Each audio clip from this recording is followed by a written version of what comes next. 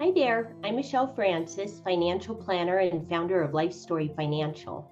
I have clients who invest in rental properties and believe there are so many advantages, including it being a source of passive income now and in retirement, possibly having a second home that you or your family can enjoy for vacations, and then being able to leave a property behind for your kids or loved ones. That's why I'm excited today to talk to Melissa Banich, Mortgage Loan Officer for Honeybee Lending. Thanks for joining us, Melissa. So Thanks to for start having me, off, Michelle. I am familiar with a few options for saving for a down payment on an investment property, like using your cash or investment savings, taking a loan from your 401k, or taking a withdrawal from an IRA if you're over age 59 and a half. But do you know of any other options? Yes, definitely. Actually, what a lot of people are doing right now, because the equity in their homes has grown so much, especially here in Colorado over the last few years. So a lot of people are taking the equity from their home and seeing what they can do to buy an investment property or a second home for themselves to enjoy. Two ways people are doing this is either through a cash out refinance or through a HELOC, which is a home equity line of credit. Both do the same thing as far as you're borrowing against the equity in your home, but they both have a little bit different terms. And depending on your goals, we could really help determine which one is best for you. So the HELOC really works like a credit card against the equity in your home. So it's a second loan. It does not change your current home's loan payment or rate or terms of your current loan. It really is a whole separate loan on its own. It has its own interest rate, its own repayment terms. You pay it separately from your mortgage. Whereas the cash out refinance really changes your current loan, changes the interest rate, changes that payment. It's all rolled into one along with your mortgage payment.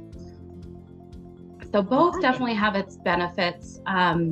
But both are being used quite a bit, whether it's to buy a second home or pay off high interest credit cards, or just to do updates in your home or your investment home. Okay, great. That's very good to know. So when it comes to mortgages, what types are available for an investment property? Yeah, so there's really two. I mean, there's a lot of types available. The two we see quite a bit is you can get a conventional loan. They do allow second home loans. Unlike a FHA loan, you can only have one FHA loan at a time. But conventional, you can do a second mortgage for an investment property or just a second property for yourself. Another one we are seeing lately that's become really popular is called a DSCR loan. So the DSCR, it stands for debt service coverage ratio.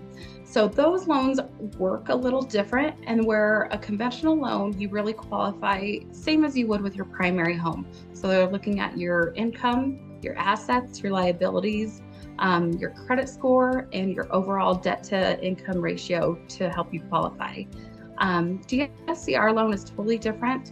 They aren't looking at your primary income at all. What they're really looking at is the ability for a property that you're thinking about using as an investment property.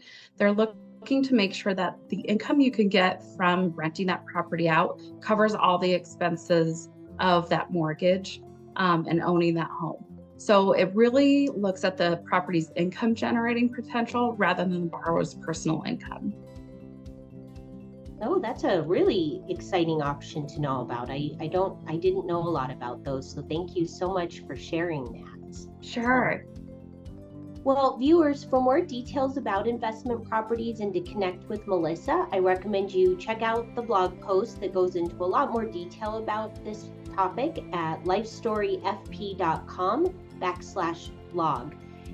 Again, this is Melissa with Honeybee Lending, and thank you so much for joining us today. Sure. Thank you so much for having me, Michelle.